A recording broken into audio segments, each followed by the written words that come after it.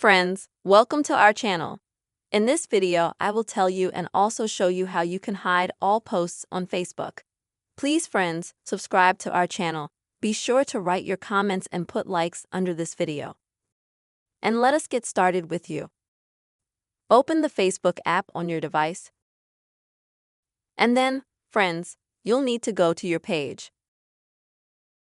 Next, click on the three dots and then the activity log. Now tap your Facebook activity. Go to Posts and tap Manage Posts. Wait for everything to load up if you have a lot of posts. And now, friends, what you'll need to do to hide a post.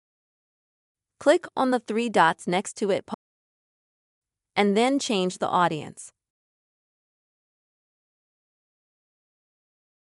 And that's how you can, friends, choose who will see your post, whether it will be public or only for friends, only for your favorite friends, let's say, or only for you. If you want to maximize privacy on Facebook, then select Just for You and go back. This way, you will change the settings for this post. Do the same with all the posts that you would like to hide. This is how you will be able to hide all posts on Facebook. I hope this video was helpful. Please like, comment, subscribe to our channel, and see you soon.